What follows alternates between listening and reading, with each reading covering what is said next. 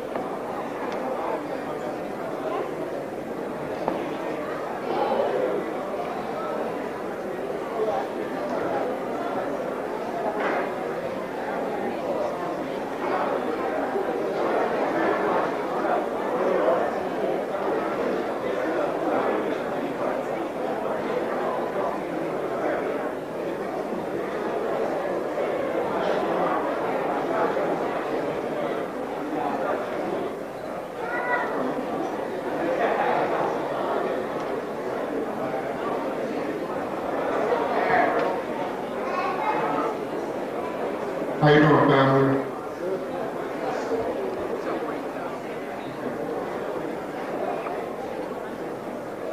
If you have a seat next to you that's vacant, would you please raise your hand? Okay, there are students in the back, so you see the raised hands. You can walk towards the raised hands and have a seat.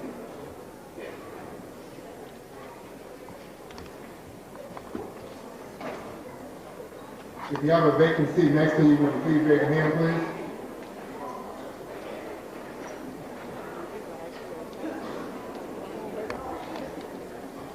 Give us a few more minutes, family. We just about there.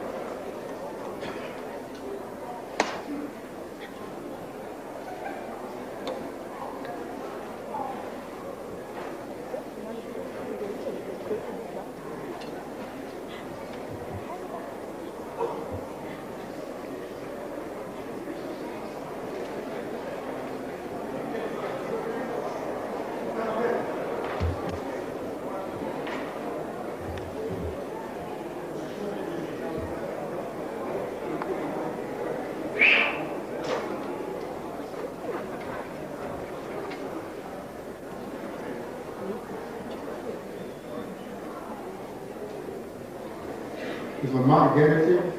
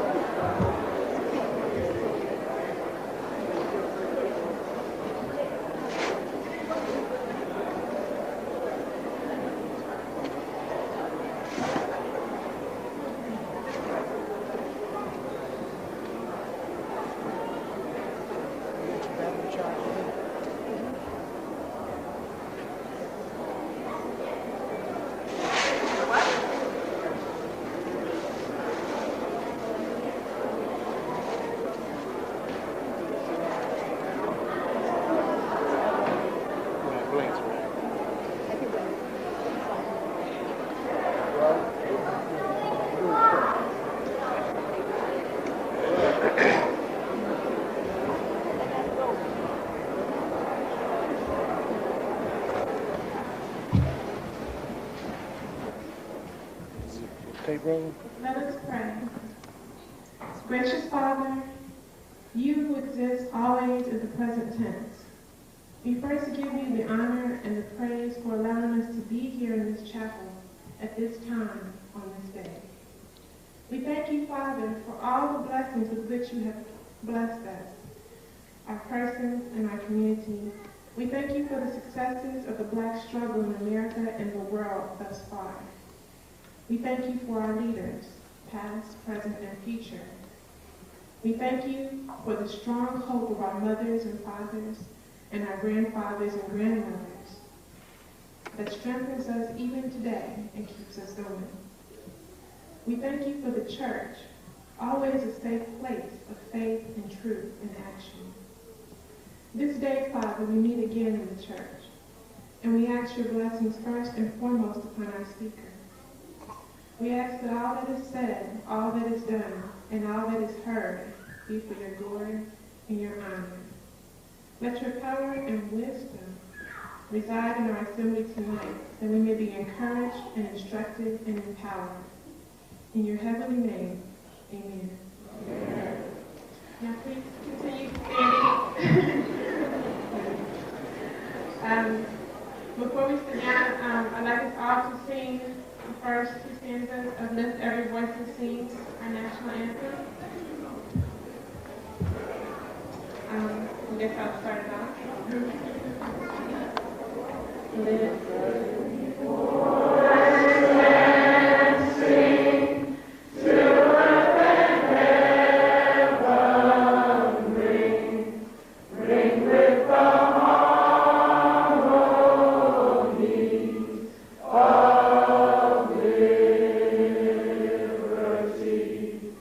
Let our rejoicing rise high as the listening skies.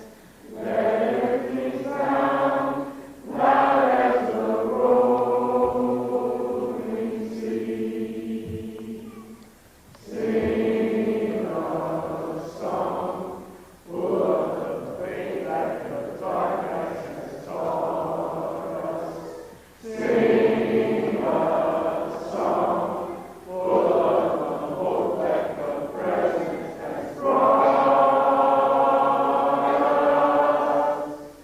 Facing the rising sun, a new day begun. Let us march on till victory is won.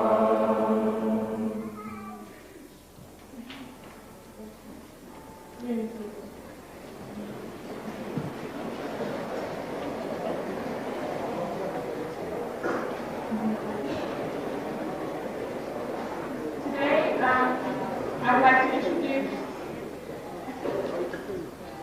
introduce to the pulpit our moderator, Mr. Nick Eames. He is the ANC Commissioner, in Ward 1. He's very active in student government. He's a student leader and a very positive influence on campus. In addition, he's the political director of MEECA. I'd like you to welcome Mr. Nick Eames.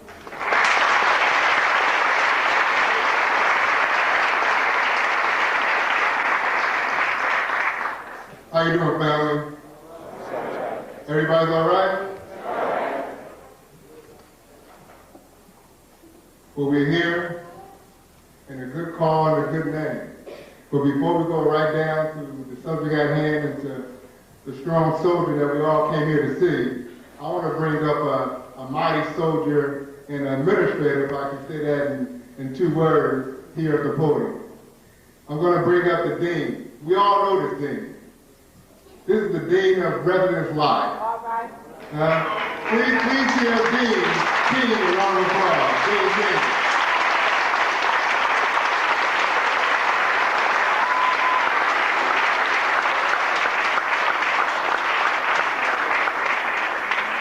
I'm really honored to have been asked by President Hutto to come and give very, very brief remarks. I was a student at Howard in the early to mid-'60s, and I was a very busy student. And I recall there being a speaker that came to campus, and just to eliminate that suspense, not the speaker tonight, he was over here. And I was too busy to go. And I heard this particular speaker's name, and I thought he was a little crazy, so I figured, you know, I'm too busy, and I'll get a chance another time to see him. Well, I'm really pleased that those of you tonight were not too busy with other things that I'm sure are important to you to do tonight, to come to see another great man. The man that I missed seeing on campus that night was Malcolm X. And I never got a chance to meet him. So I congratulate you for your wisdom. I brought to Brother Kwame tonight, I've already given it to him. I'm a pack rat of sorts, and don't throw anything away. And I brought a 20-year-old poster for African Liberation Day. From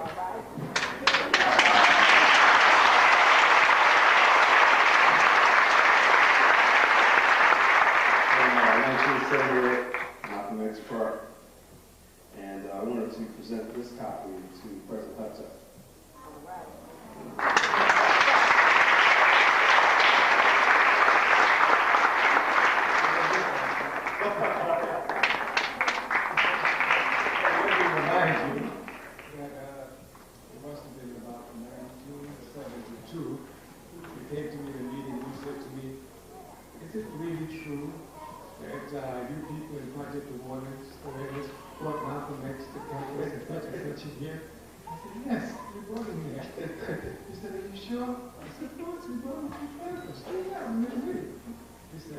I'll never make that mistake again. And I'm glad to see that you're not ever making that mistake again.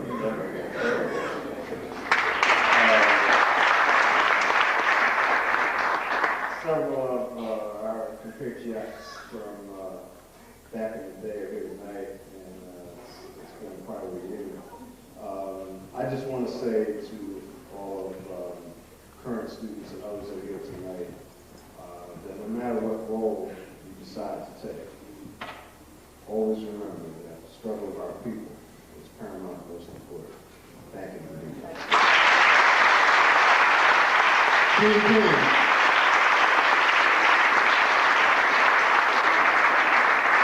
You know, there's two deans everybody loves here at Howard. One of them is Dean King, and the other one is Dean Arthur. He's in the back.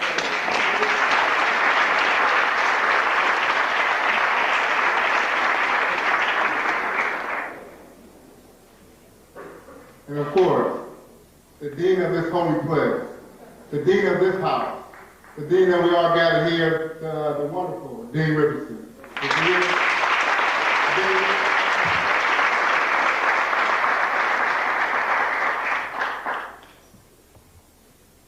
I want to introduce the great student leaders here at Howard University, just a sampling of what we have here today.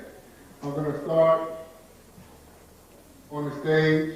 And if I missed anyone, I know I have. I see quite a few of us, or quite a few of y'all in the audience right now. We'll get to everybody a little later. I want to introduce, for a brief introduction, Mr. Neville Welch.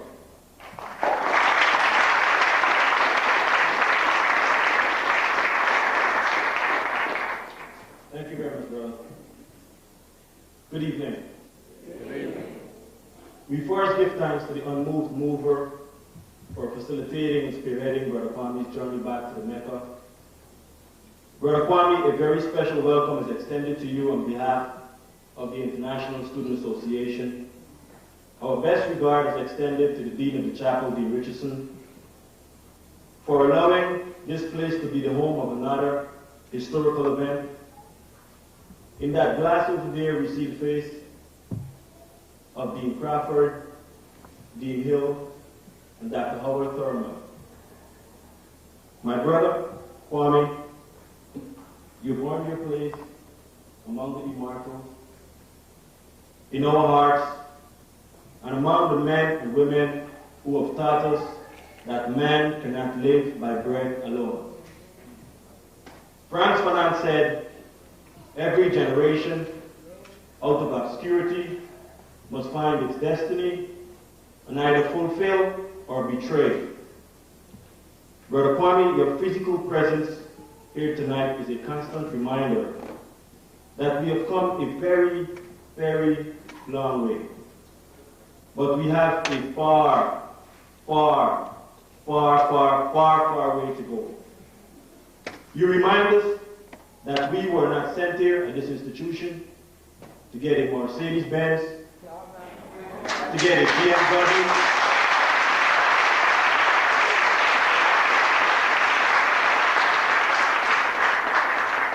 to get a fancy house, to get Versace.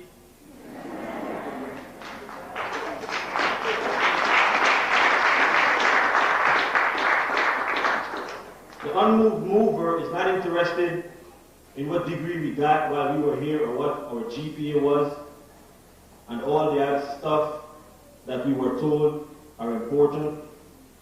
Who am I? What style did I make of the life that was granted to me? In essence, what is my lifestyle? Our Thurman would have said we should live our life in such a way that when God looked at us, he would never repent he made us. Brother Kwame, your presence here reminds us that we have to carry our cross, not the ones that we wear around our neck. We must walk the road of suffering and self-denial, the Jericho road. There we will hear the testimonies and see the horror of white power. On that road, there are men who are being impaled by toilet plungers, people denying that they were and they are the beneficiaries of affirmative action, liquidation and greed as the going principles, prisons substituting schools. Oh brother, you remind us that they came before Columbus. You remind us of how Europe undeveloped Africa. My brothers and sisters, we give thanks to the unmoved mover again for bringing our brother back home to the MEECA.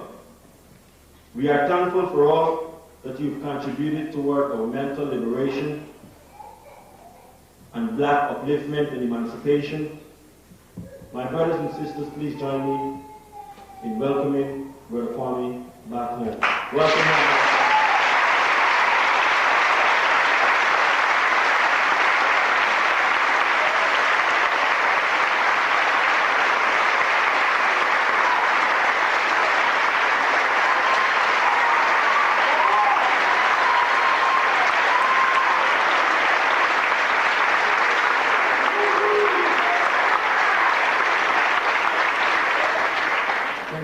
Be a very spirited meeting tonight. I want to introduce one organization. Everybody knows this organization, and everybody loves this organization. Everybody has benefited in some way, somehow, from this organization here on the Howard University campus. I want to introduce two representatives. I know there's many. I see a lot in the audience. I want to introduce some representatives from the campus pals, ladies and gentlemen. Can you give a round of applause to Mr. Rob Hall? Please welcome to the stage.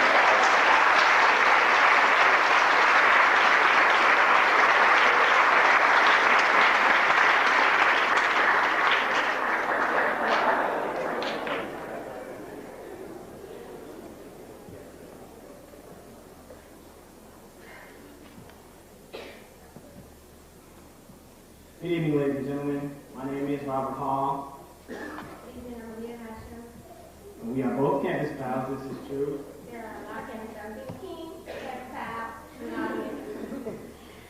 What I like to say is that Campus Pals is the organization that is a microcosm of Howard University in general. Every school on the campus is represented. All walks of life, from East Coast to West Coast, is represented by Campus Pals. As Howard University is a microcosm of people of African descent worldwide. And very simply, I would like to say on behalf of Campus Pals, Howard University students, that we appreciate the path that has been paved by brothers like Kwame Ture for us. And we understand the responsibility that we now have to carry on the torch that they led. We also welcome the leadership of all the freshmen. Campus Pals, you know, we're an organization that starts with helping the freshmen. So all the freshmen who are here tonight, we welcome you all the leadership and applaud you for being here tonight because a lot of people are not. And we're going to leave it at that and want to say welcome Brother Kwame Ture on behalf of Campus Pals. Thank you.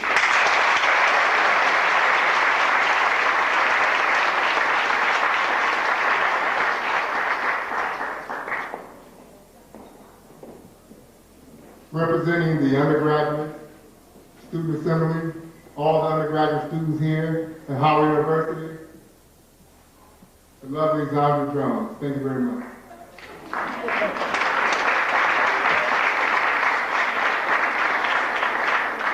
Good evening.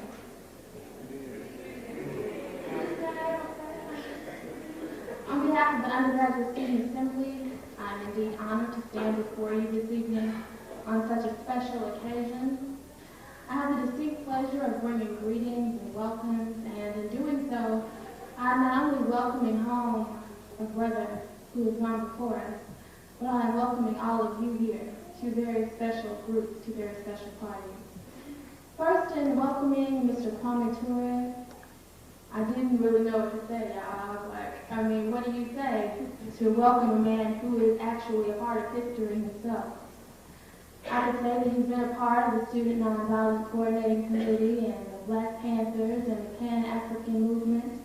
I could say that whether it's Stokely Carmichael or Kwame Ture, and even in sickness, he has always made his presence known and his voice heard as it pertains to unity and freedom and fighting injustice for all people. But I feel more compelled to say thank you. As a senior marketing major from Birmingham, Alabama, I am here not by my work alone, but by the work of those who have come before me. By those such as Kwame Ture and Rap Brown and Angela Davis and Malcolm X and Martin Luther King, all those who came and fought for me, I'm here. And so I have to say thank you.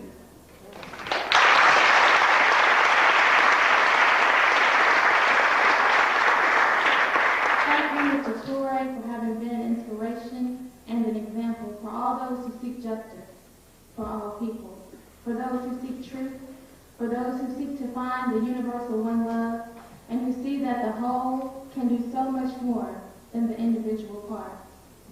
And it is with this in mind that I welcome you, the second group of special people, the Howard University community.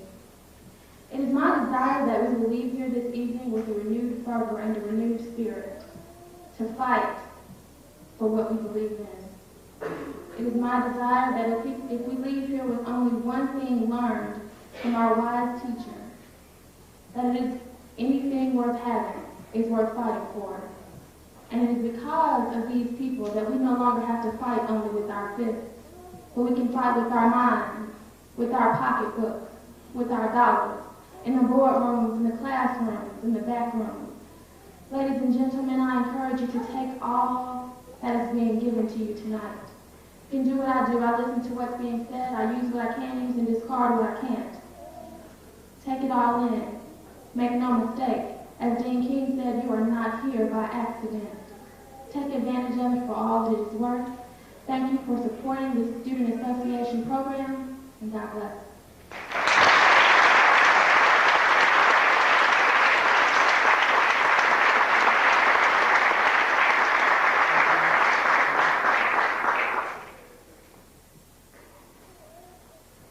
I want to bring on the Vice President of the Howard University Student Association, the Vice President that you always see, the Vice President that you know, my friend and your friend, please receive her, the Vice President of the Howard University Student Association.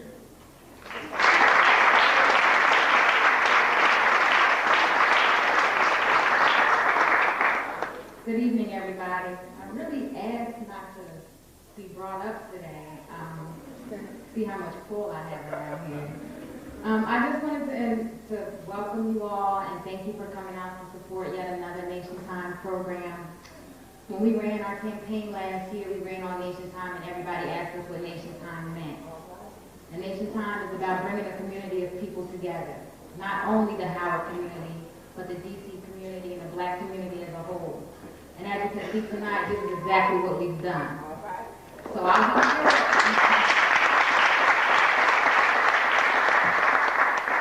So I'll be short in my remarks, and I just want to thank Brother Kwame for coming and joining us tonight. It is indeed a pleasure and an honor and a privilege for all of us to be here tonight. And I hope you enjoy it. And I'm sure by the end of tonight, you'll all be screaming that it is Nation Time for all time. Thank you.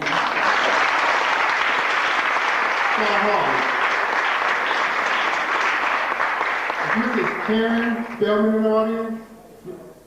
Karen Spellman, would you please join us on stage, please? This brother, everybody see him on the yard with an afro. Did I give it away? Here's the president, ladies and gentlemen, of the Howard University Student Association, Mr. Jonathan Wesley Hutchell.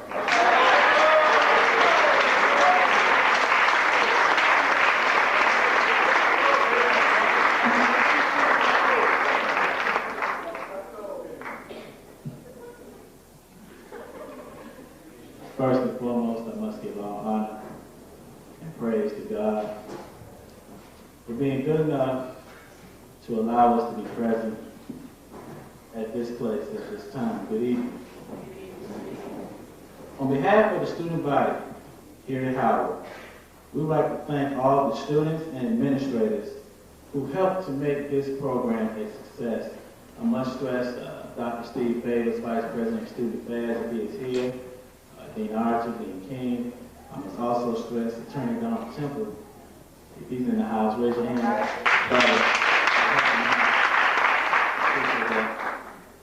Also, the All African People's Revolutionary Party.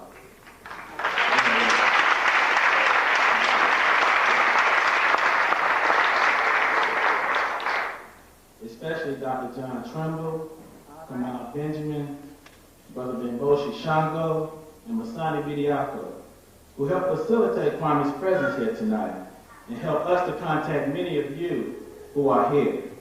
We would also like to acknowledge, once again, the Howard University administration and staff, the student leadership whom you have heard from tonight, the community leadership which is present, who join us tonight as we celebrate our theme, 2 generations of African students on the front line of the African Revolution. I've been assigned the task and have the honor to introduce Brother Kwame Ture, whom most of you already know for more years than I've been born. So I will not waste your time and Kwame's time telling you what you already know. You all know that Kwame is a product of, a student of, an alumni of one of the best that Howard University has produced.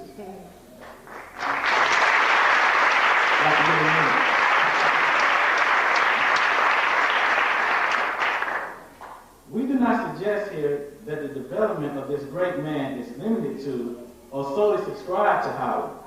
Kwame is an institution at Howard University and on college and university campuses throughout the United States, Africa, and the world. He is an example and inspiration to at least 2 generations of African students worldwide who are continuously on the front lines and serve as the vanguard of the African struggle and worldwide revolution.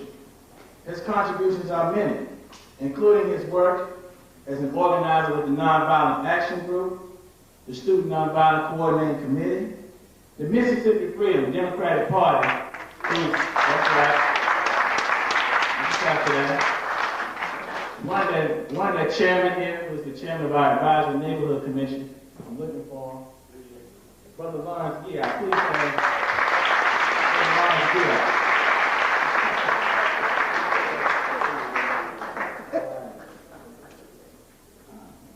The Lowndes County Freedom Organization, which was the first Black Panther Party.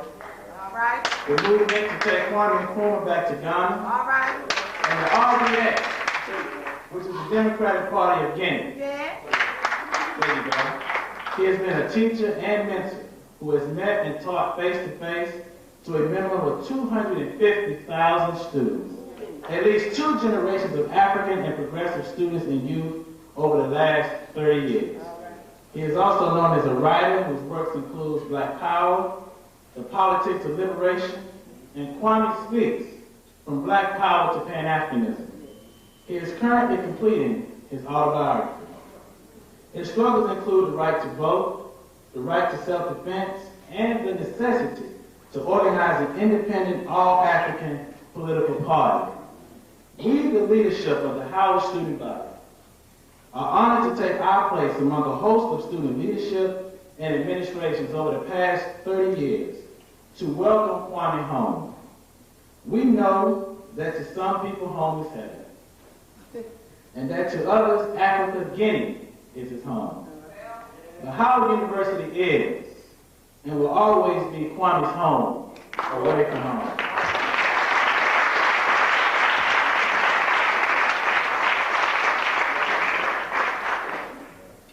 We are honored to make this presentation as a token of our respect, thanks, and love for Brother Kwame Ture. You see him having a little problem at the podium. So I want to make this presentation. I want to give Brother Kwame a big Howard shirt.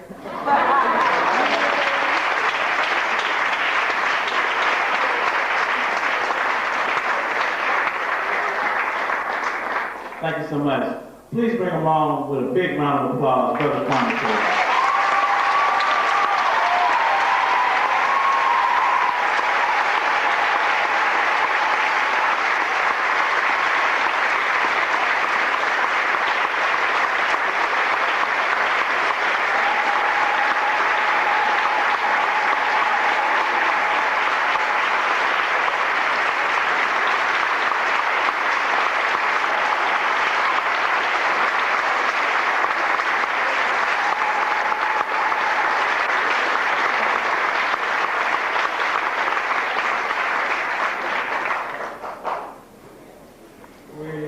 Thank you from the bottom of our hearts.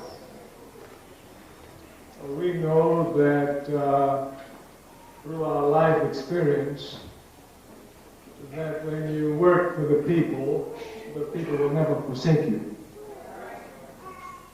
So we are never worried about our conditions. We know that no matter what conditions we find ourselves in, our people will take care of us.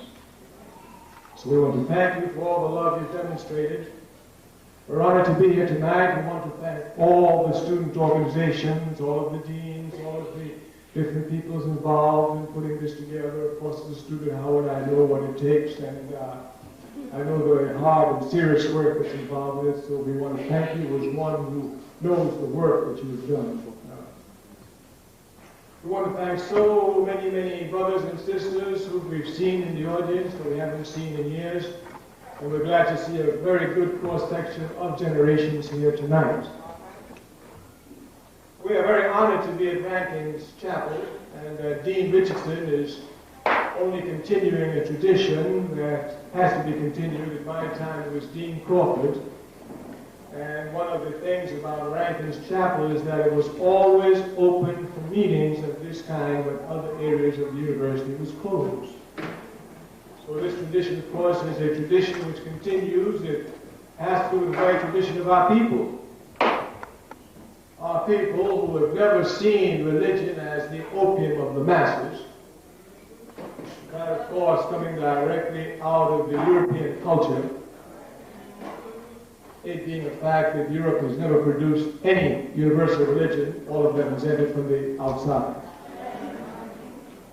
And as MEECA, the founder of the Ba'ath Party, properly points out, religion is alien to the character and history of Europe, end of quote.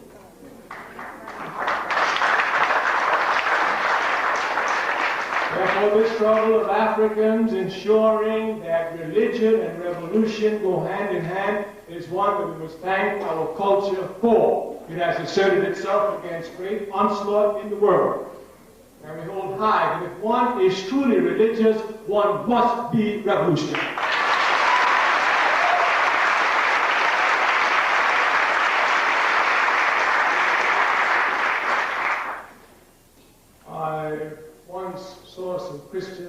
Harlem on a Sunday morning, crossing over drug addicts to go to church. And I was outside talking to drug addicts. And they told me that I should come to church. And I told them that Jesus Christ, peace be upon his name, and missed the Sabbath day for a dumb animal in a well. I think this church for a human being. So we are glad of this tradition. We want to make some remarks to you tonight along the topic which you have chosen, which is an excellent topic. But we want to do it in the African tradition.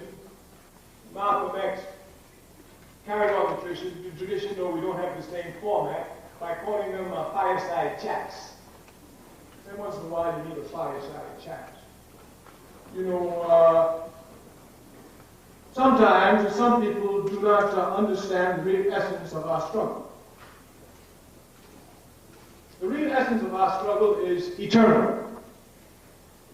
That is to say, there's no time when you will struggle for the people and after a while you sit back and relax and enjoy life. This is reactionary thinking of the worst order. Simply because the more you struggle, the more you know. And the more you know, the more you're able to do. And your people are going to need you to do until you die. Therefore, if you understand this, you prepare yourself for eternal struggle. We want to have a fireside chat, just open up some assumptions so we all understand what we're talking about. Some people may think that we're talking about you be a SNCC member, you wage a struggle in SNCC for a couple of years, and then after that you become a congressman and do nothing for the people.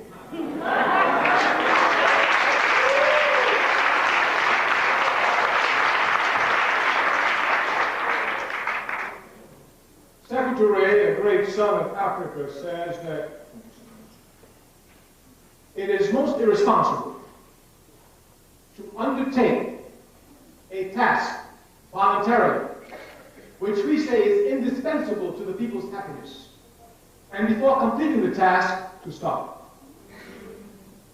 This will compromise, he continues, the behavior of generations to come. This is the first contradiction we want to point out to you between you and your older generation of Africans who are on the front line. They thought that they were just to be on the front lines for a little while and then integrate into American society and enjoy life for the rest, and enjoy the time for the rest of their life. This is a disservice and a betrayal of principles to people.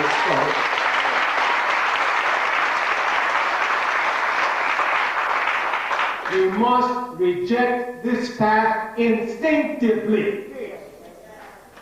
I mean, you must instinctively reject it. The mistake to a path is the path of truth. A prerequisite for truth is consistency.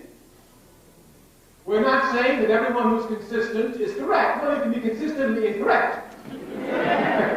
And we've seen that many times from many officials in the American government. All the time.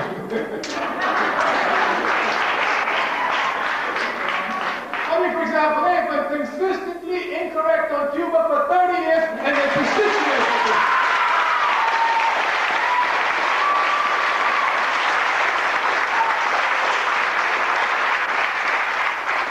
So you can be consistent, but consistently incorrect. But before we pay attention to you, you must be consistent. Once you're inconsistent, there's no need to pay attention to you. If today you're in this camp, the next day you're in this camp, the next day in another camp, next time another camp, if your behavior is inconsistent, we know it cannot be correct. So just in order for us to look at you, if you are representing truth to us, you must be consistent, whether correctly or incorrectly. Therefore, those who have taken this path have been inconsistent. Therefore, they've taken the path of lies. Lies can never free our people. Only the truth will free our people. Only the truth.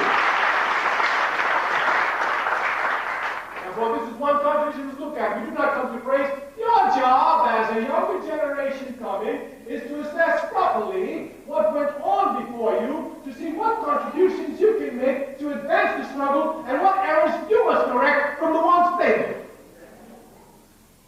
This task must be properly understood, especially the task of correcting errors. The Chinese say, once you make a mistake, and you know it's a mistake. If you don't correct the mistake, you've made your second mistake. We are revolutionaries here, and mistakes are fatal. Therefore, we must correct them.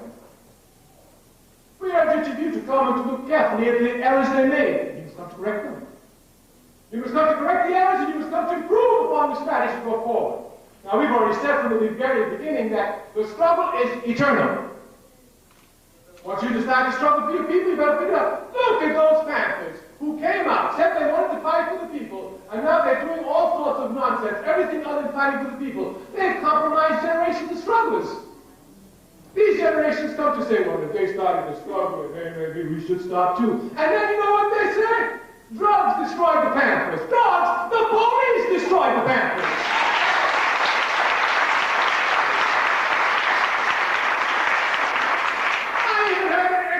Ex-Panther, because he ain't nothing but a pussycat now. And then ex-Panther say, Huey Newton was killed by drugs. Huey Newton was killed by the police. Who brings drugs in the community? Who knows all the drug dealers in the community? Who manipulates all the drug dealers in the community? Who takes the drug dealers and informers into organizations? Who killed Huey Newton?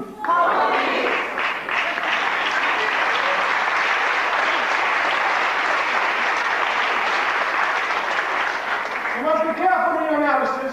Yeah.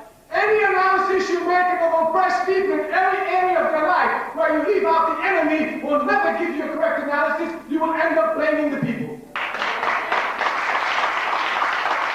Every analysis you make, you must make of this enemy. This is what your generation before you did not do. Matter of fact, they were trying to make believe they had no enemies. And as soon as everything was over, they could sit down peacefully and work out things with those who were not really our enemies. An oppressed people must have an enemy. There's no such thing as an inferior people. We know that. There are things as oppressed people. And they're not oppressed by superior people. They are oppressed by people who are better organized than they are. The reason why the Ku Klux Klan terrorizes us is because they are organized. They have meetings every week. And the members go to the meetings every week. They discuss racist ideology. They ingrain it. They internalize it. And then they have programs for it. They even make uniforms and things like that. How many of us can say we go to meetings every week for the people? How many of us can say we make uniforms for the people's organizations? Africa is the richest continent on the face of the earth. Wherever you find the people on the continent or off the continent, they are the poorest people on the face of the earth. Some get confused as there's others in the generation who went before you. You must not. That great son of Africa, Kwame Ture, said it correctly. Seeking first the political kingdom. We must be politically organized, not economically organized. We have no economic problem. We are just politically not organized. This is our only problem.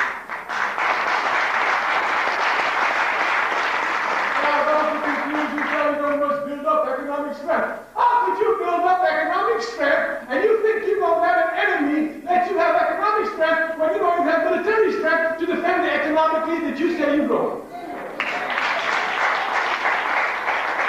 You can only grow economically when you are secure politically and militarily. They don't want revolution, they want a piece of the American pie.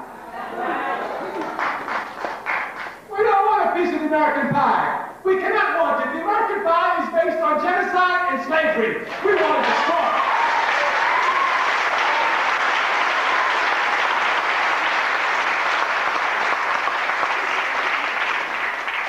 We say all the time, we're not poor. Listen, when every African in America gives 5 cents a week, and I'm sure every one of us can do that, to a common economic bank account in this country alone. What economic problem will we have in 3 months? None. We are not politically organized. This is our problem, and this is the emphasis your generation must make. Your generation must come clearly. Just look at the generation that came before you. Sometimes I'm amazed when young students come to me and say, "Oh, Brother Kwame, I sure wish we were back in the 60s. Back in the 60s. I don't want to go backwards, I don't want to go forward. They going back. Oh, in the 60s things were so great, politically global, so organized. We were not organized in the 60s. We were mobilized. One must make a clear distinction between mobilization and organization, which we do not make. We organized, we mobilizing the masses now, we're good at that. Some years ago, with Dr. King's March in 1963, we had 300,000, the most they ever seen. They went and brought out some more, 700,000. Our sisters just brought out 1.5 million. They got a long way to go to catch up. We are massive, but we mobilize. When you mobilize, you come together for a specific issue over a temporary period of time. After that, everything disappears. Organization is permanent. Organization is permanent. You must come to make the difference between mobilization and organization. Dr. King was one of the greatest mobilizers that this country has seen in this century, but he was not an organizer. This is not in any way to discredit Dr. King. He did a great job. We admire and love him. But to advance the struggle, we must go beyond Dr. King's mobilization to organization. This is a crucial task.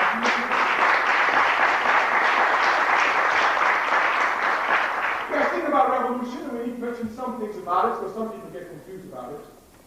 Revolution means nothing other than the constant qualification of life. That's all. It means making life better. But now let me tell you something about revolution. Some people think that revolution can be made by a few people. No. Revolution can only be made by all the people. Therefore, if you're serious about a revolution, you have to talk about organizing the masses. If you want reform, you talk about mobilizing the masses. Mobilization seeks influence. Organization seeks power. There's a big difference. We are revolutionaries here, and we're grateful for the education we received when we were young. Never have we been stupid enough to fight for something where there was no power involved in it. Anytime we got involved, there had to be power. If there was no power, I ain't fighting. You run away, I'm running away. Yes, I give an example. One night coming home as a young man in New York City there, you know, as back in this country is, one of playmates there saw me. I was coming, he was under a bridge. He was drunk, a little bit drunk. I played soccer. I was captain of my soccer team. I'm an athlete. I'm in high school. So here comes, he wants to fight me. Nobody's there. I look around. I just run. I wasted it. Run slow, then people will catch me and speed up until I just fell out. I kept on running. My practice could easy. What am I going fighting for? He ain't got nothing. He had drunk and fighting me, might hit me in my eye. My bad luck is figuring. What do I get? Nothing. I ran away from fight. Well, he misunderstood it. 3 days later, we're in the schoolyard. Everybody's there. So, you know, now he wants to, you know. So now I have to fight it because, you know, if I don't whoop him.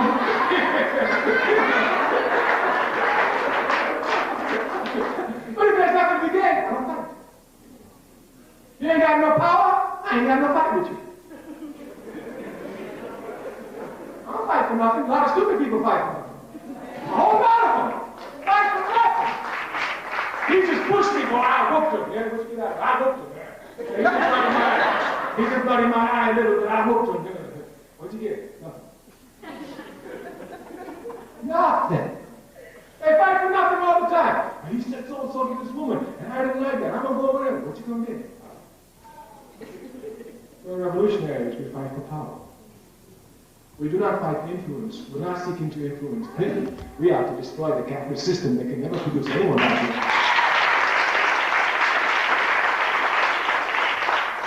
You must make clear distinctions between reform and revolution. The majority of those who were on the front lines for your people, who were petty bourgeois intellectuals, opted for reform, not for revolution.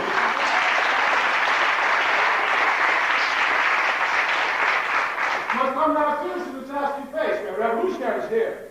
We did not come up through the ranks of revolution through the workers. We came up of the ranks of revolutions through the intelligentsia. We know them. And revolution is made by three sectors of the society: the workers, the peasants, and the revolutionary intelligentsia, which comes from the intelligentsia, the intellectuals that we have. But we tell you, just as Africa has the most rotten, corrupted, and disgusted bourgeoisie, so too she has the most rotten and disgusted and corrupted intelligentsia. Our intellectual students are looking for nothing other than to make money and forget about their responsibility to serve their people.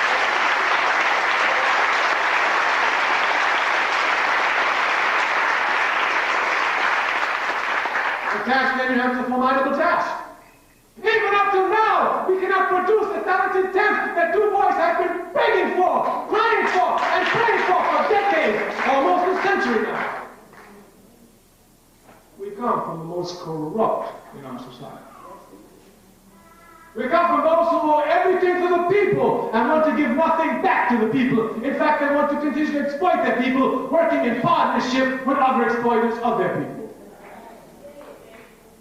The task we have there as students, the serious task. The task we have there of intelligence, the serious task. To take your intelligence and give it to the people. When I graduated from Howard University, the reactionary professor said to me, "So what are you doing now?" I said, "I'm going to Mississippi." "Where are you going with them stick people?" "I'm going with them stick people." "Full time?" "All the time." "Well, what you going to do with our family?" I said, "Well, the family I get will either sacrifice with me or keep getting on." "Well, what you going to do for eating?" "People in Mississippi eating. They ain't going to let me starve on some fight for them."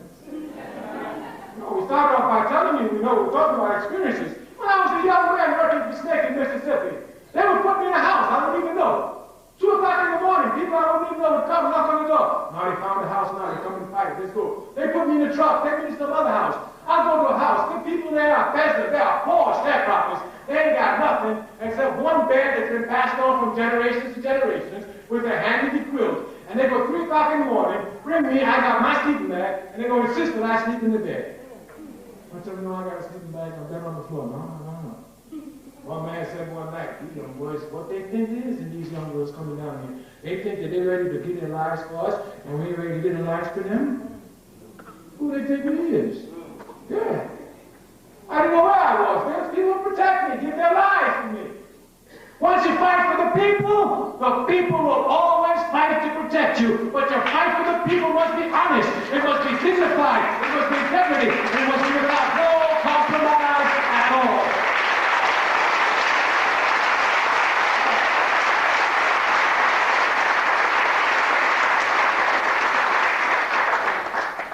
You must come to present to your college and your colleagues an example of what a conscious human being is. The atmosphere of Howard still has to change.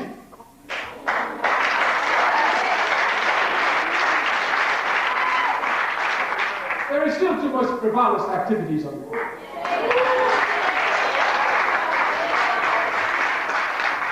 There's only the conscious students who can come to change the campus at Howard University and its atmosphere. Change what is known as its milieu, in order to attract students to serious aspects of learning. You must not think this is haphazard. The United States government has filled onto Howard University campus all sorts of agents, especially since the 60s, to ensure that the university remains frivolous.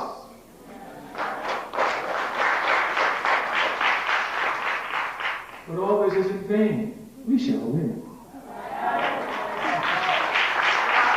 As a matter of fact, we are winning.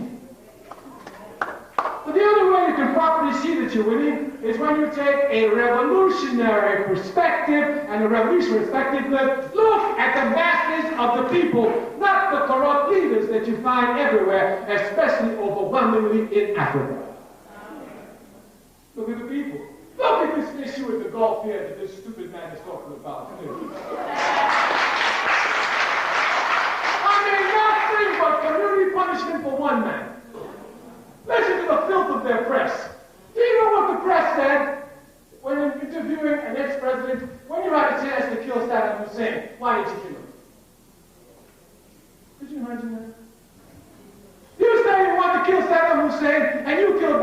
get to Saddam Hussein, who are you playing with?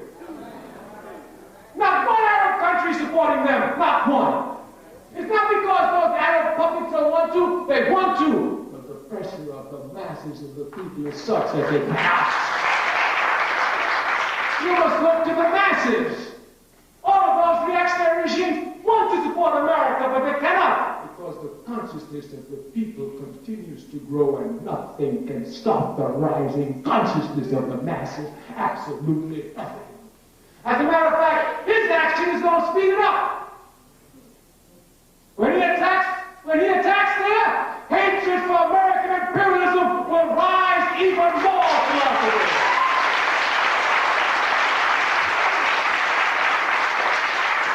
While nobody pays attention outside this world, hatred for American imperialism is growing everywhere. And our bombing of Iraq is only going to push it further, bringing revolution clear to the front of that area of the world. We are winning. We must never be dismayed. We are living in Guinea. Here in Sierra Leone, a coup d'etat took place last year. On the very same day, we sent from the All-African People's Revolutionary Party a delegation all the way from Nebraska, one from New Jersey, the Democratic Party of Guinea, of the African Democratic Revolution, sent one of its youth wings of the Democratic African Revolution to African Liberation Day. It was being sponsored by Kanafu in Freetown. On that very day, the military pulled a coup. Quite havoc. After that, many brothers and sisters in Sierra Leone started to find themselves in Guinea. Many. There are two categories here: refugees and fighters. We, of course, occupy ourselves with the fighters, not the refugees. You go to the UN. The fighters are the ones we want. Those who were refugees were coming in crying. Oh, look what's happening. We are very contented. We see things advancing. One of them came and said, I don't understand you all. Our country's being destroyed. The military is fighting. People are dying. And you all seem to be happy. So you know what would happen? We're just glad to be advancement of the African Revolution. Neo-colonialism is finished in Africa, and they don't even see it. In the first place, many of us do not appreciate Africa as distinctors. This is how deep the inferiority complex runs, and this comes especially for you students. You must break through this hole. You must begin to look to people outside of the West. Look to people outside of India. Especially Africans. The great D.I. Lenin at the turn of this century wrote a book entitled Imperialism, the highest stage of capitalism. That's correct. Properly documented. Any revolutionary must know this book. Kwame Ture in the 1960s wrote a book entitled Neocolonialism, the last stage of imperialism. That book is even more documented than Lenin's book. Lenin's book gives examples. Kwame Ture gives names of the companies who are exploiting Africa and documents how they're exploiting them, the amount of profit they rip off of Africa. This book is more precise. It names names. Nobody pays attention to improvement. Africans, oh. One brother once even told me in the 1970s, he was a Maoist. African. Came to me and said, I'm a Maoist. It's a good feeling. He said, what do you know about Mao? I said, Mao's a great man. He was a great man. You know, everybody will respect Mao. He's stupid. You know. Mao's doing what he's done. Wow, that's fantastic. Well done. Love him. He said, yeah, you still in Nkrumah? I said, yeah. He said, well, Nkrumah, we here do nothing. He said, see what Mao did? Mao unified China. I told him that Mao Zedong was a great man. But all Mao Zedong had to fight against was Chinese feudalism and Japanese imperialism. If that is all that Africa had to fight against, we would be a unified socialist continent already. But Africa had to fight against the Germans, the French, the English, the Spanish, the Portuguese, the Belgians. All of Western Europe, with the exception of Ireland, came to colonize Africa and unify their force against Africa. If Mao Zedong had to fight against the French, the Germans, the Spanish, the English, the Portuguese, the British, etc., he might not have China where it is. Kwame Ture says you do not judge a people by the heights they've achieved, but the depths from which they come.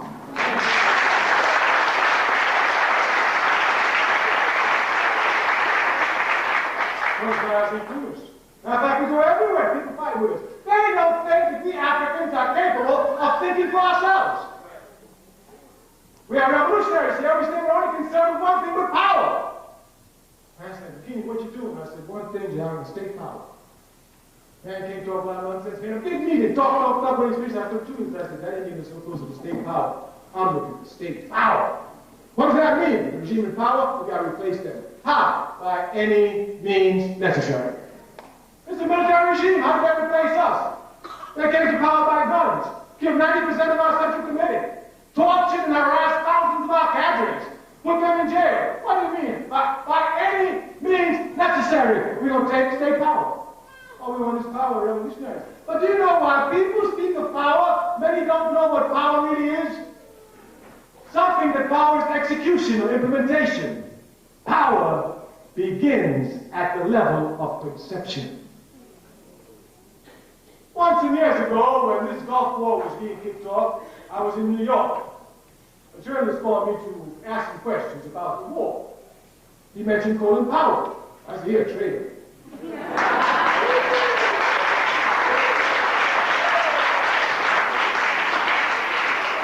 Well, I think the brother had been in the army or whatever, clicking. I said, "Here, traitor." No, just leave here, traitor. Finally, he said to me, "Well, maybe you're jealous of him." Jealous of Colin Powell? He said, "Yeah, it's because he got power." I said, "Well, how got power?" He said, "Yeah, he's commanded the troops, you know."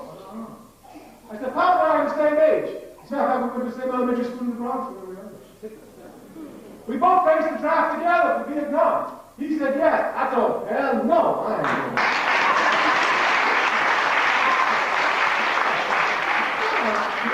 I don't know. Vietnamese, I don't know, man. I don't know you. Vietnamese ain't never reached my mama.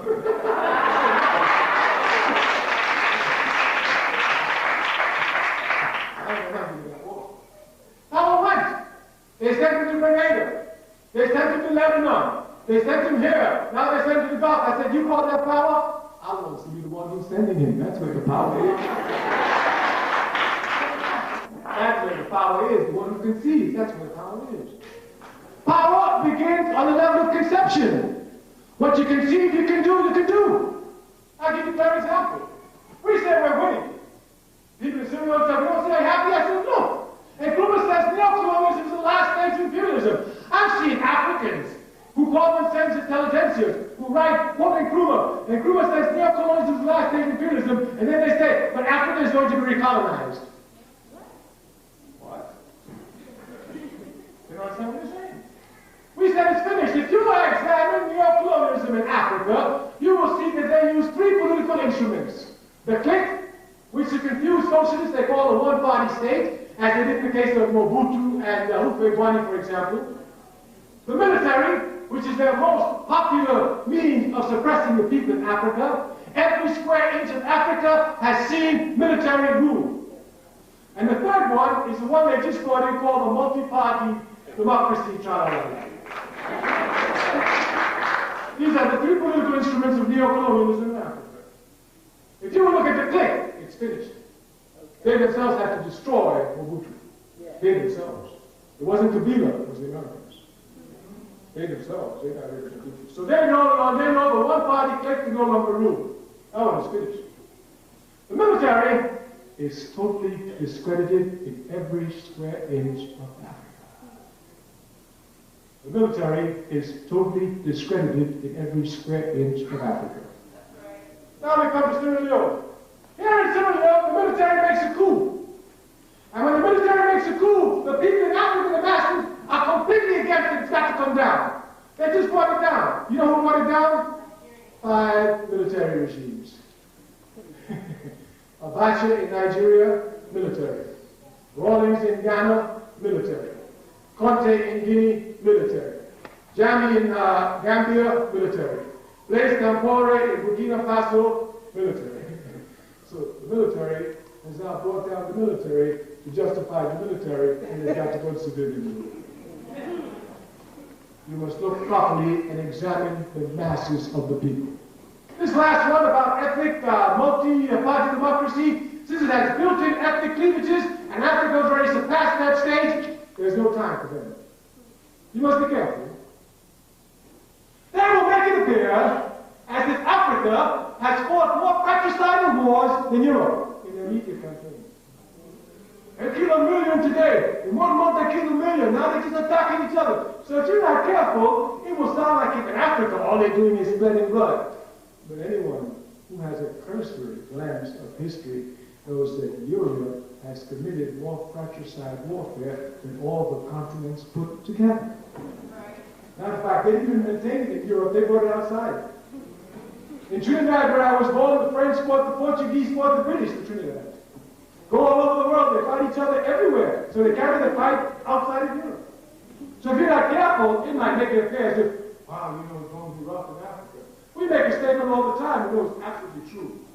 Africa shall be the first unified socialist continent in the world. Africa shall unify before Europe. Of that, there isn't the slightest question.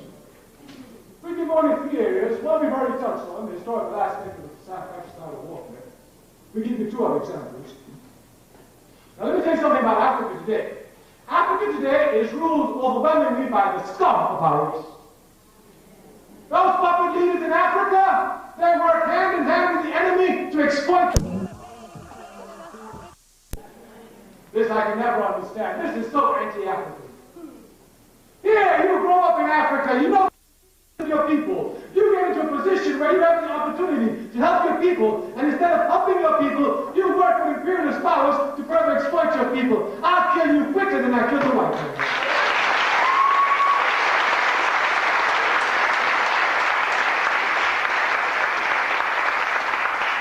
All over Africa, nothing but scum, nothing but scum. All they're doing is stealing, stealing, stealing, stealing. But this is good. Everything has a positive aspect. In order for neo-colonialism to work, the only way it can work is that the scum of the race must work with them. I mean, you really got to be scum to work with a neo-colonial regime. And what happens is that they become contemptuous of the people. Therefore, in Africa, the people today are not crying out for revolution. They're only crying out for honest government. They don't care if she's stupid, they just want her honest. And the only honest is the revolutionaries. Nobody else is honest except the revolutionaries, therefore they're calling for revolution. You must not get confused. You look at Africa, as I told you, she's ruled overwhelmingly by puppets. But you can listen to your press, your world press, any day of the week, and you can hear a European statesman, a president, a prime minister, come before the world press and say, well, you know, this problem of European community is not good for us. It will hurt our tariffs and agriculture. You know, it will have an effect upon our fishing industry. They give what appear to be logical and I imagine political reasons why they are hesitant about forming European unity. We say in Africa, the scum of our race is ruling. They don't want African unity. They actively work against African unity. But not one of them can ever come before the people in Africa and give any reason saying why they are not for African unity. All of them must give lip service to African unity. Why? Because the strength of African unity among the masses is so strong that it cannot be denied or infringed upon by any leader, no matter how corrupt and scummy they are. The strength of the people is there. You never find it anywhere else. Once a journalist was talking nonsense, he said, oh, you sound like you speak all of Africa. I said, oh, what issue we do? He said, what's that? I said, when we say Africa must unite, no African can say anything against that.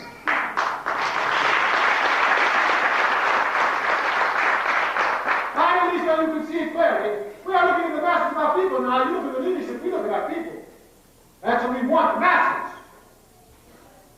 We look at those people very carefully.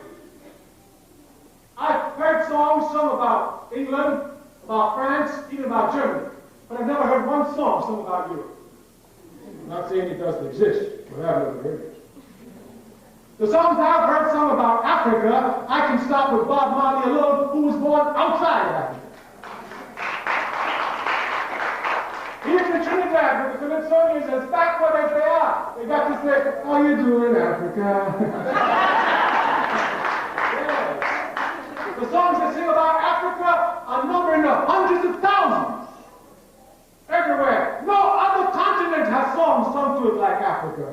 Not North America, not South America, not Asia, no continent. The culture of the people is a vibrant culture, you must know it. You can see it clearly yourself. You can bring out a map of all the continents, and the one that everyone will recognize, thanks to the work of the African masters, is the map of Africa. Yes. They wear it around their necks. Some even shave it in their heads now. Everywhere. The love of Africa is so strong among the masses of people, there is no question that Africa will be the first unified socialist continent. It's only someone who doesn't understand history, who is fooled by the lies of the propaganda of the capitalist press, that cannot see clearly the victory of Africa before their eyes.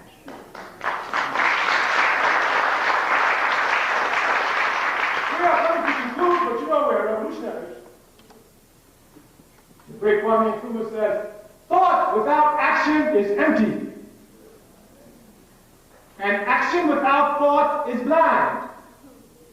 Revolution, says he, are made by women who think as women of actions and act as women of thoughts. This point must be properly understood. The American capitalist system does not just rip off our labor. It seeks to distort our thinking. That's why you as students have to play such an important role. Let me give some examples. Some years ago, when there was trouble in the Eastern Bloc there, and the Soviet Union had collapsed thanks to betrayal, a man came to me and said, Kwame Ture, what are you talking about? I said, socialism. He said, it's dead. I said, it is. He said, yeah. I said, I must have missed a funeral. He said, you missed it. Did you hear about what happened with Gorbachev and other people? I said, oh, that's betrayal. He says, what do you mean? The social system is finished. They're falling down. It's only the crazy ones like Castro and a couple of places up. But they're going too soon. I said, even if they betray, socialism will never die. I said, capitalism has confused you. Confused me? Yeah. Capitalism makes you judge a principle by its believers, by its adherents. You don't judge any system by its believers. You judge it by its principles. Now you're confusing me. I said, no, I'll straighten you out. He said, what do you mean? I said, you don't judge socialism by socialists. He said, now you really confused me. I said, no, I'll straighten you out. He said, how do you judge it? I said, by the principles. He seemed confused. I said, hey, bro, look here. Do you judge Christianity by Christians?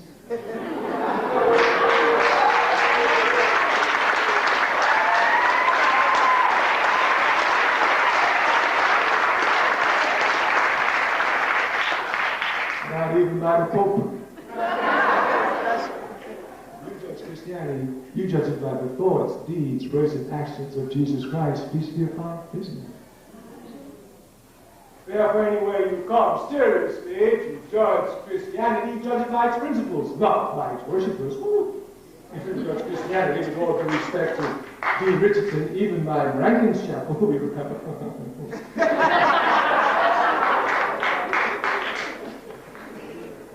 So I told you, don't judge socialism by socialists, you judge it by its principles. If every Christian in the world betrays Christianity, Christianity will live out eternally because its principles are true and the principles of truth are eternal. I thought I was just betrayed. He said, but he betrayed. Yes, was that finished? I said, no, that of course, if betrayal meant the end of his system, Christianity would collapse in Judas. The only difference is that Judas had enough dignity to hang himself. Gorbachev is still running around the world picking up 30 pieces of silver for his speeches. Sometimes you have to impose the dignity of Judas on some of these traitors. Property, no, property. Judas thought you left me for that to come and show it to you. No, I like Judas. He had dignity. He had dignity. I betrayed more. Finish. You know, I'm not saying that. But you're going to betray. I still say I can't talk. So you have to be careful now in your thinking. Capitalism will distort your thinking. They will will distort your thinking into letting you think that America is more important to you than Africa.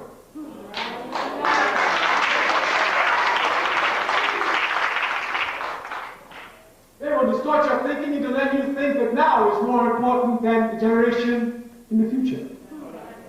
It's obvious to corrupt your thinking. Therefore, you have to fight against it. Now, when it corrupts your thinking, it lets you think you are thinking when in fact you're not thinking. That's the biggest trick. I've got so many examples. I know when we took our position against the war in Vietnam. Once I was in Seattle, Washington, I'll never forget it. It was about 2 o'clock in the morning. I was at the airport. Here came a brother. Boy, he was down in his funky suit, army suit.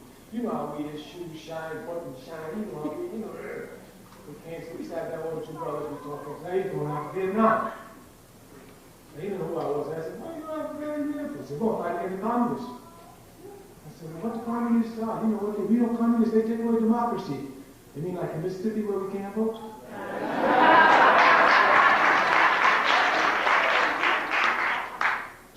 Something like that. But they're worse. They kill, they torture, like the Ku Klux Klan. He didn't know what it was, but he thought that he was thinking by going to defend American democracy against communism. He wasn't thinking. He was merely reacting to stimuli, and in the act of reacting, he thought he was thinking.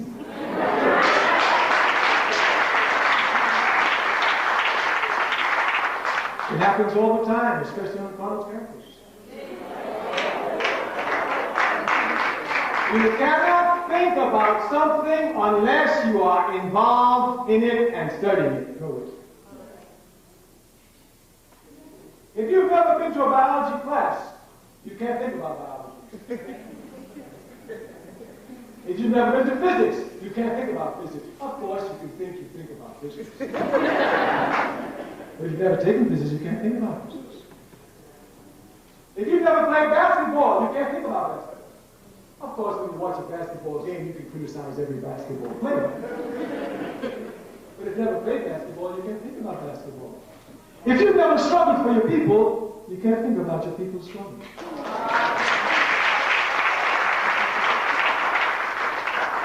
You must share that one crystal clear. So somebody, oh man, the people with God always have bad when the people get down. What you do for the people? Oh, the people get down. And this is what we need as a people. I remember once, brother got a whole 30-minute discussion about what we need and all that. I asked brother, have you ever walked a picket line for your people? Brother, you ever stayed up all night and meeting for the people? Brother, what have you done for the people? Well, I studied.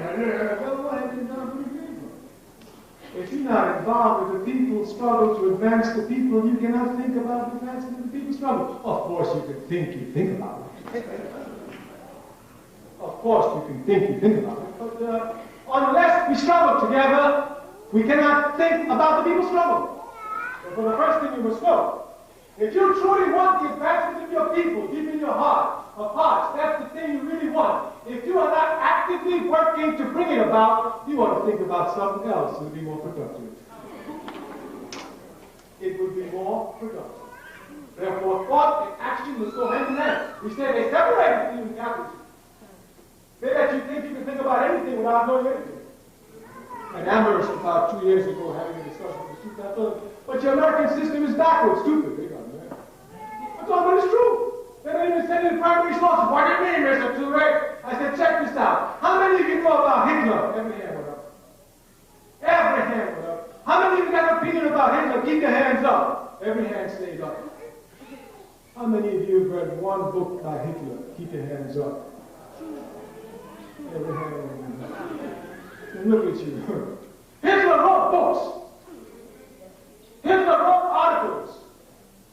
You are a student. You have an opinion about Hitler, and you never took the time out to read Hitler. You read what somebody told you to think about Hitler. And you think you're thinking about Hitler.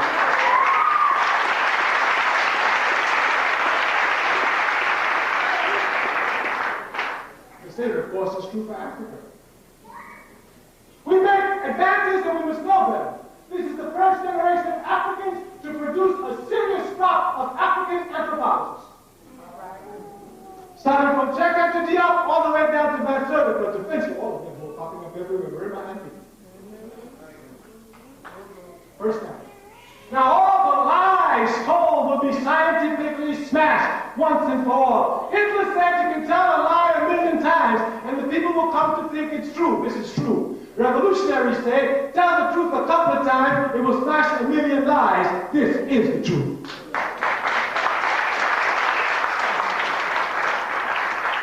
Your job is to come to get the facts about Africa to feed them to our unconscious masses. We're suddenly coming to our conclusion that we have to put action together with our theory. Otherwise, we just made a theoretical speech. We're revolutionaries. We're not theoreticians, we're activists. Our theory is confirmed only in our action. That's the only place. That's why when we speak as revolutionaries, we speak as if we're so authoritative that we're involved in the action of the thoughts that we are speaking about. Our people divide into two great camps, the conscious and the unconscious. The overwhelming majority of our people are unconscious.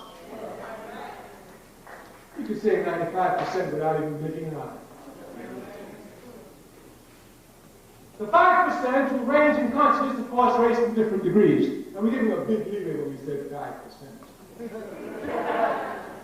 Our party, the All-African People's Revolutionary Party, works only with the conscious here as well. Minister Louis Farrakhan does great work with the unconscious.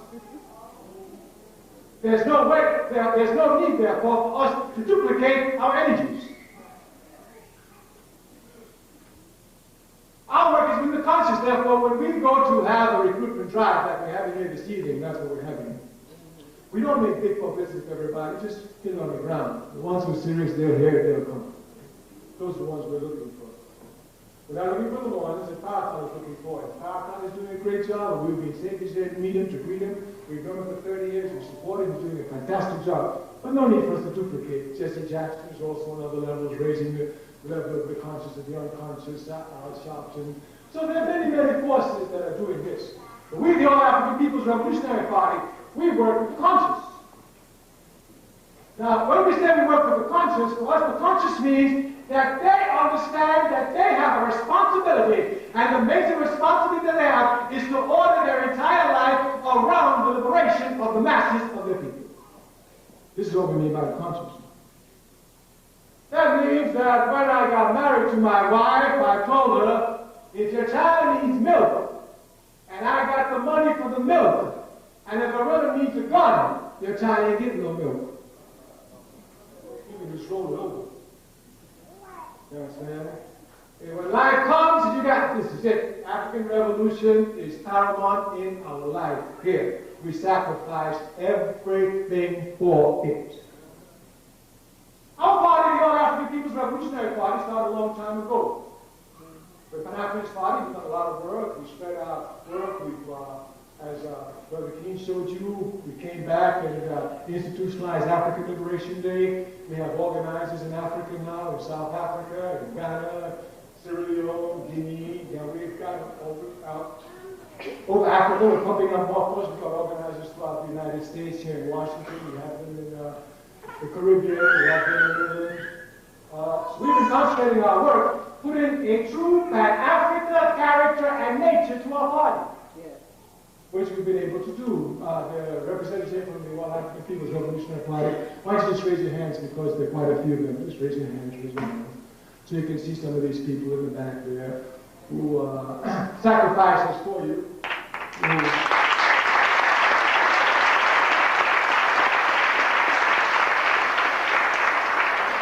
Now, of course, since we work with the conscious, we don't work with the press.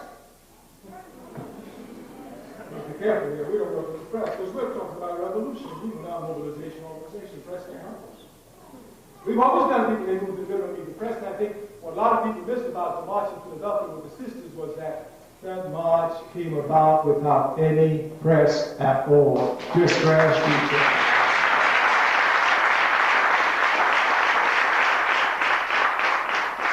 When you look at that, you know we're going to win. These people just came, they want to do something for the people, and they're coming out in the millions. The press can talk all the nonsense, they can't even talk it no more about before we didn't care about each other. We told you, a truth will smash 1,000,000 lies. Once Farrakhan put that million march together here, that's all. They had to stop. A million and none? We haven't seen nothing yet. The sister's coming. I can't even tell you about it. You're going to find out that happened. There was a march. Did you hear about it? They said they had 1.5 million. Who was the leader? Just the masses. Just coming. The All-African People's Revolutionary Party wants to organize the masses of our people all over the world. This is our task. The task we take on our shoulders is not a difficult one. The Honorable Marcus Garvey did this already, so all we have to do, the traces there for us nicely. We said that of the 3 groups that made revolution, students, workers, intelligentsia, the intelligentsias were the most treacherous, and they are. Look at the French Revolution. Who betrayed it? The peasants? The workers? No. The petty bourgeoisie, the intellectuals, Look at our revolution. Look at your movement of the 60s. Who betrayed it? The sharecroppers? The workers? No. The petty intellectuals who ran for jobs. Everywhere you look, who betrays revolution? This segment. We have a serious job. We, as the All-African People's Revolutionary, took on the task of organizing the intelligentsia. We know what we're involved in. You can organize them for revolution, they've got to do it. Without them, we're in trouble. Who are going to give sound ideas to the people to understand their own correct movements? It has to be you. Who is going to be able to give them the truth about Africa, to make them become competent, let them know they can think like any other human being? It has to be you. Who is going to take the task to organize them? It has to be you. You are the youth, and you are the intelligentsia. You are the acquirers of knowledge. And what your people lack is knowledge. This is your task. When you go out the doorway here, you'll find a table for the All-African People's Revolutionary Party. We have one task here tonight. That when each of us walk out of this room through this discussion, we will, of course, become more enthusiastic in both our thoughts and actions to work to advance our people's struggle.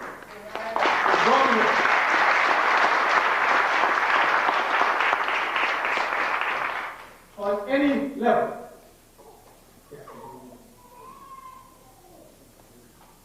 On any level. We would like you to join the All-African People's Revolutionary Party. Let me tell you something about our party now. Our party was founded by Kwame Ture. And we started our first work study cells. Now let me show you what the difference we make over other organizations. We know that our people can act together, but we don't think together. And many people, of course, who are very lazy, and laziness is not a character of a revolutionary. Many people who are lazy want to do the easy. Since the people can be easily mobilized over issues, and they act together, as soon as they look at the police terrorism, they run, they make noise, they bring a group together, it's easy. But the work of making our people think together is the difficult work because it is our weakness.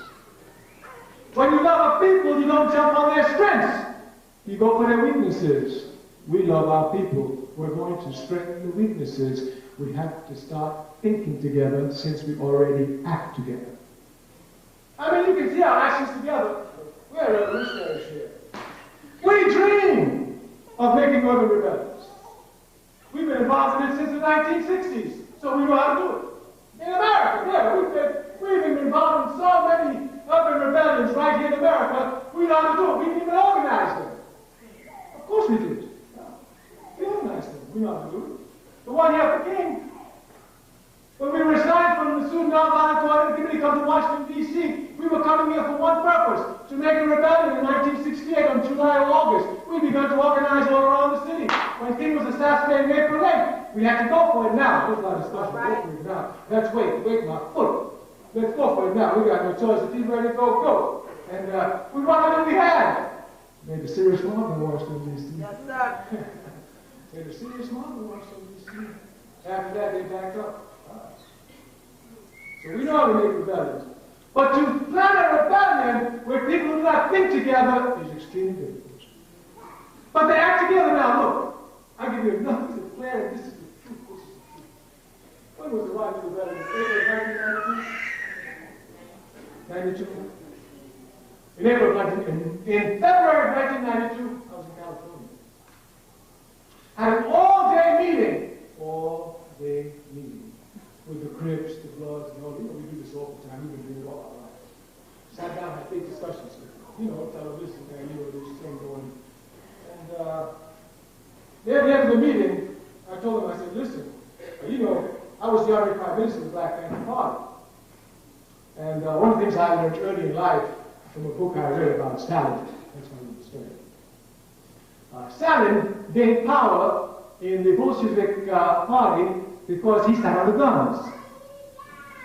Now, the reason Stalin got to stand on the guns is because Stalin, when he was recruited in the Communist Party of the Soviet Union, was a priest working in a monastery.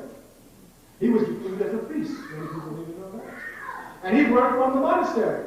Now, you know, all revolutionary movements, there come a time when you need money, and when you get to a serious level, you really need money, you start ripping off the capitalist banks. That's where you get your money from. All revolutionary movements have done this.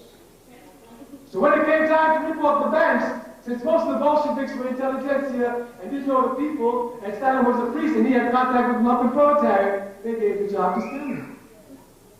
So Stalin started the bank robbers, collected the money, since he was a priest of the gunners, they got the money, and he started to sit on the guns. So when I went to the Black Panther Party, I knew there was going to be trouble up in there with the FBI, all the struggles, the confusion. I sat on the guns. At one time, in the Black Panther Party, what did the FBI and I knew how many guns were in the party? I just sit on the guns in my life. So I told them, I said, you know, so I know the guns. I explained to them all the guns they used to use in the Black Panther Party. As a matter of fact, the favorite gun of the Black Panther Party was the 9mm pistol, sweet little gun. It's in a bottle, you know, automatic, and the Belgians make them nice, you know.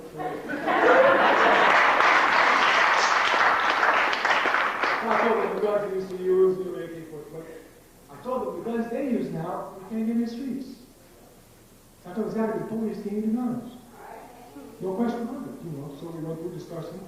And I told them, well, anyway, you know, things don't get rough out here, sooner or later we have to rise up, you know. And since you're all organized form, you know, let's do some simple stuff. Nothing difficult. You know, like what we do in organizing, you know, start collecting tires, you know. So when you want to stop the police, just stream across the street, burn the tires, and take them away. You know, find out some tall buildings in LA and put some snipers up there.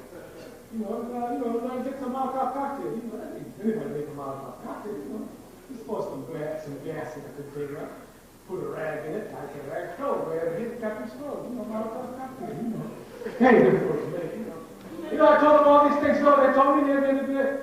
Oh, Brother Kwame, he takes you back in the 60s, that stuff experience. That was February of 1992. In April, I was sitting in Libya. They let Rodney King, the pigs who brutalized Rodney King, they let him go. 3 o'clock in the afternoon, all the Africans took out and made it over. Action together, unified. Not fought, action unified. Ask every one of them involved in that righteous rebellion, what were they involved in it for? And you'll get as many reasons as you have participants. No unified thinking. Our party takes this challenge on, and we precisely understand what we're doing. It is not an easy task. The enemy will do everything possible to stop this, because if you look at your people's history, your people are a valiant people. Your people, unorganized, have shook this country to its foundations. When we're properly organized, we will destroy capitalism without the slightest question.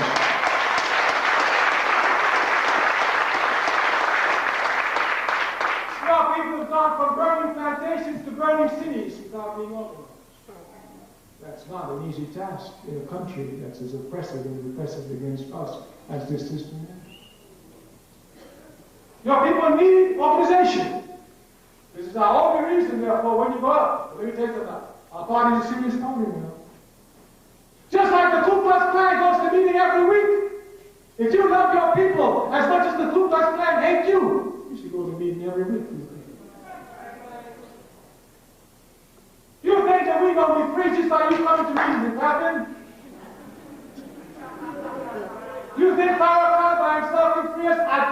honestly, with the truth coming out of me. Any brother or sister who try by themselves to solve the problems we have will go starved, raving mad. These problems can only be solved by all of us properly organized together.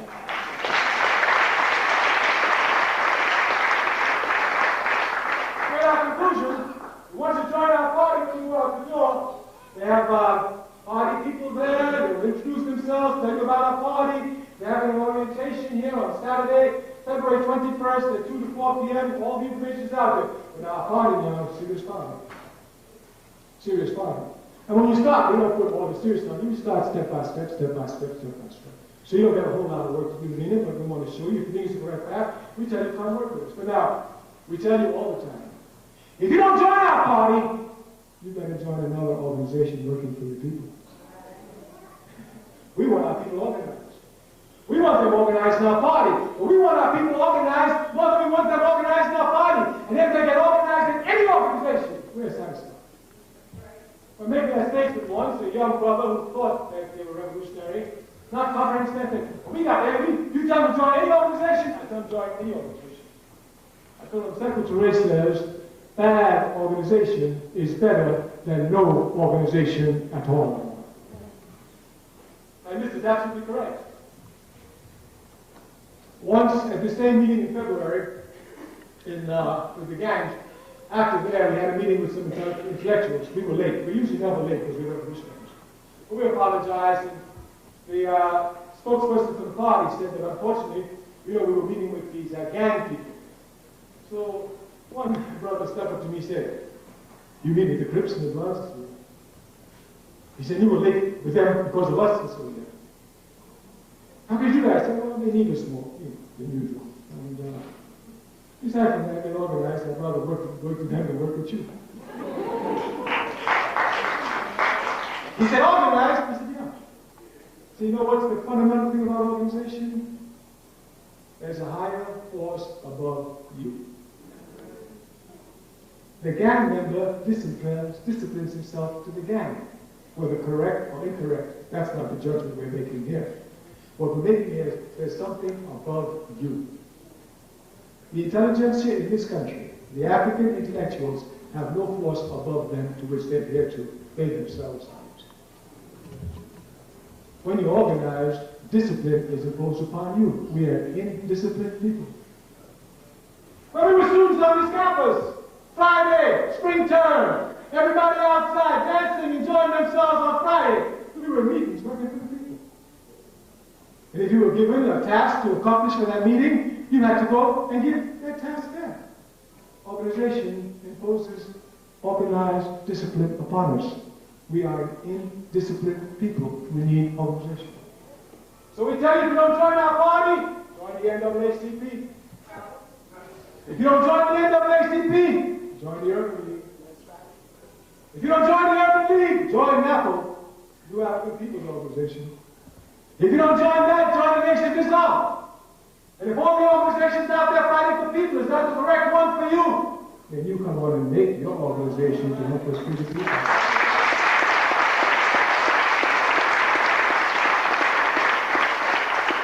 The task before your generation is to organize the masses of our people. The task before your generation is to organize the masses of our people. You have everything going for you. In the first place, your people, unlike others, whenever they struggle, their character is mass by definition. When you speak in this country of the mass struggle, you do not speak of the labor struggle. You speak of the struggle of Africans. We are the mass struggle. If you will look at the struggle for independence throughout Africa and the Caribbean, it was nothing less than a mass struggle. If you will look at the uprisings in England by your people there, you will see again nothing but mass. Even Los Angeles, mass. Your people have a mass character to their struggle. Therefore, it is not difficult to take this mass, spontaneous character and transform it into a mass political organization that is systematic and is permanent. You have everything going for you. Your people, when they move like wildfire. Examples abound everywhere. If you would look at the liberation for the independence movement in Africa, and you mark into March 6, 1958, with Nkrumah, by 1960, 2/3 of Africa was already independent. No other continent has ever done that. If you look at your own movement here, and look at it properly and see clearly, in February 1st of 1960, 3 students sat in a lunch counter in Greensboro, North Carolina. By the end of the month, thousands have been to jail. And by then, that's then hundreds of thousands who have been there. Your people want freedom so much that as soon as they see what appears to be a crack in the door, they run down it and spread it like wildfire. Once our people start organizing, we will organize like wildfire. Your people, unconscious, jump to consciousness overnight. You must know this. That's why we're not worried about the unconscious. Your people went from Negro to black overnight in this country. I mean overnight. Your people went from gang fighting to resistance overnight between the 50s and the 60s. Your people, if you study them and don't get confused by the lies told about them by capitalist press and their puppets, you will never get confused. Your people are people who are doomed to win this victory in spite of themselves.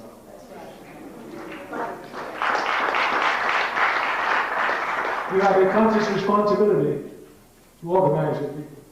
This is the clear distinction you must make. Once you transform mass spontaneity to mass organization, generations to come will forever thank you. The only way this can be done is by joining organizations. We thank you. We stand ready for revolution.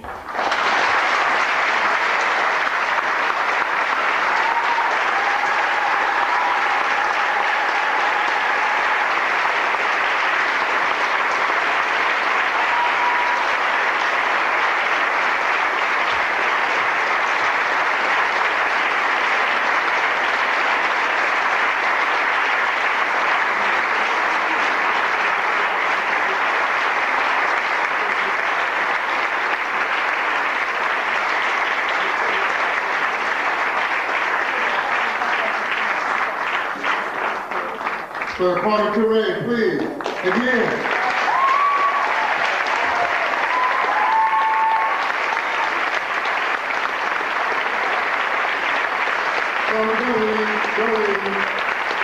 We're just getting started.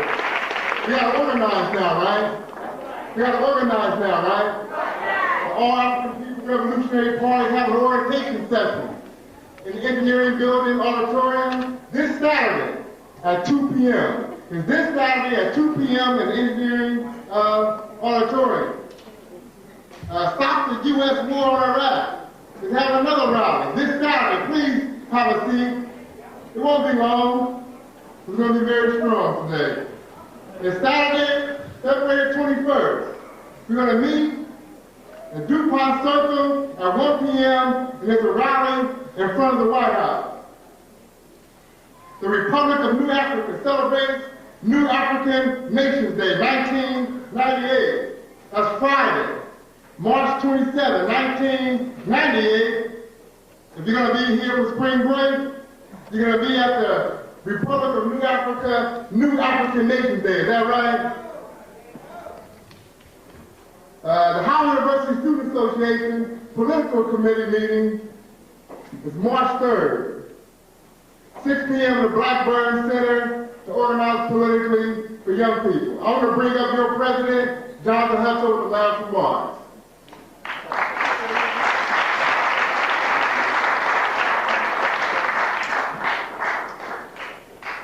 I'm not going to be long. I mean, Brother Kwame Ture has definitely gave us a powerful lecture today, and I hope all of us take it to heart and definitely go out and organize for the liberation, the salvation of our people.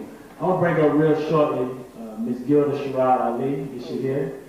Here she is right here, President of the D.C. chapter of the National Conference of Black Lawyers. Please give her a quick round of applause.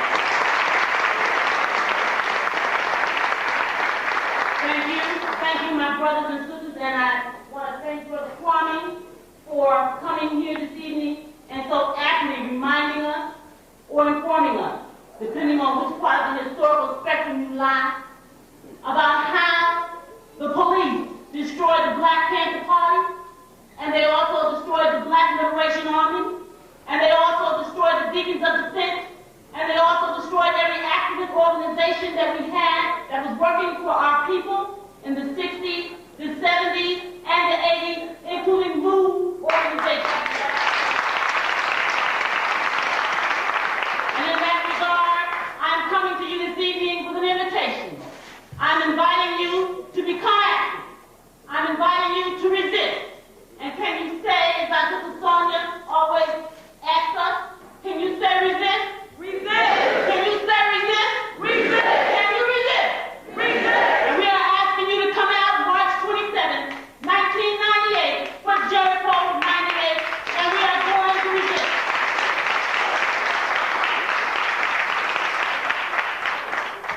One of the platforms I heard for your president, Huto, was Nation Time. And Nation Time is the time that it is here in the United States for Black folk, for people of African descent. And what we want to do is to let the world know that there are over 130, I say over 130 Black men and women who are in prison or in exile because they were in the Black Panther Party, the Black Liberation Army, which was a fighting army here in the United States, and they are in jail serving life sentences, 60 years or more for Dr. Matul Shakur. Two life sentences for our brother Sekou Odinga. Assata Shakur has been permanent exile in Cuba. And on March the 27th, 1998, we want all of you to come out to protest at the White House. We will be there at 10 o'clock in the morning. We will have an organization rally and 7 times march around the White House beginning at noon. And we are going to present requests for amnesty for our brothers and sisters on March 27, 1998. And if they don't want to hear us here at the White House, we are going to the UN. And if they don't want to hear us at the UN, we are going to the World Court. Because we want them to know that there are political prisoners and prisoners of war here in the United States of America as a result of Cold Program, which is still going on. And the National Conference of Black Lawyers, which has been the legal arm of the Black Revolution since 1968, and is still fighting for us and with us, and I am with the National Conference of Black Lawyers. We are determined to take this fight on indefinitely for as long as we breathe air. Can you say resist? Resist. Can you resist? Resist. It's on to Jericho, and it is Nation Time. We have Nation Time for you at the fellowship room. If you don't have $1, you can get it for free. But it is Nation Time, and we have Nation Time for you. I say resist. Resist.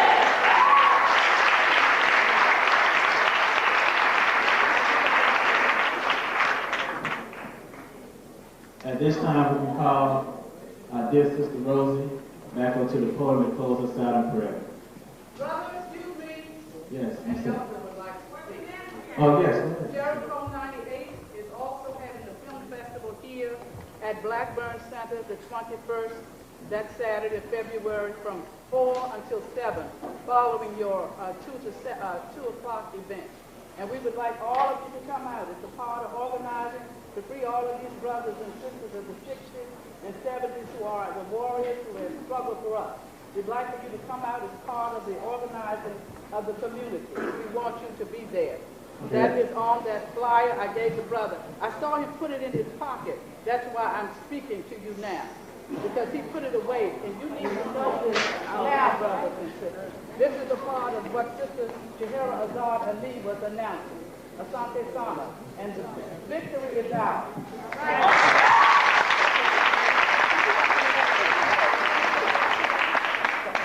You're very lucky in D.C. because look around this room, you've got some consistent struggles you've been in for a long time. Of course, our sister here, the one with the brother Bandaji, if you look around. So I just want to say that we're very grateful and thankful for those who have been consistent strugglers for the people. Babu Zulu and I were stick together, and when it started to go different ways, he took a path, and many people doubted that he didn't stick to it, and he has stuck to it, inspired and all sorts of.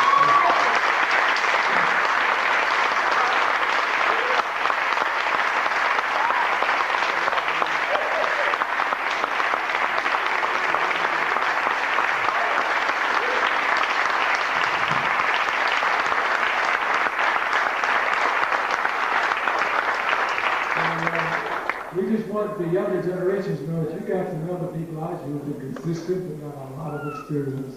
Once we put both of them together,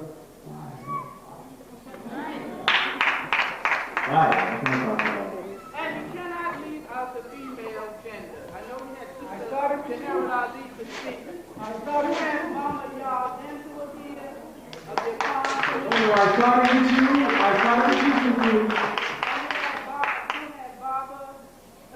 The master drummer. I started with you.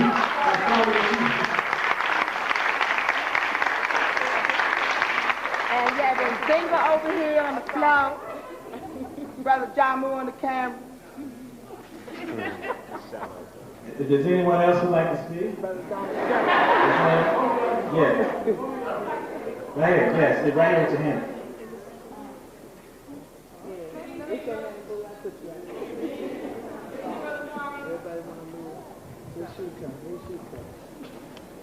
Put the camera on the lady with the red. Please try to be as brief as possible.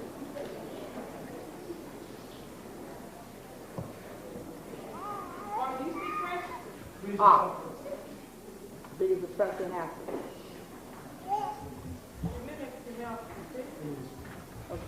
I would like to express myself in French. I begin by saying good evening to everyone.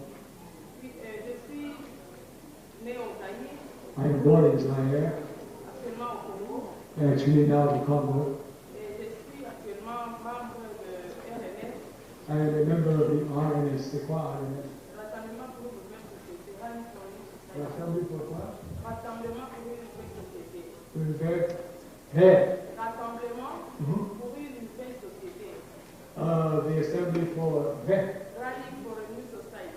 yeah, but assembly is better than rally in English. The word assembly, they understand better than rally, because rally sometimes sports. So assembly for the new society. Our organization. We are traveling now the rights of man and democracy in Africa.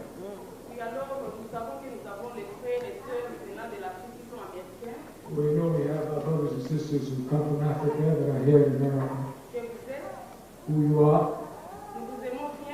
We would love very much. And we know you will also love it.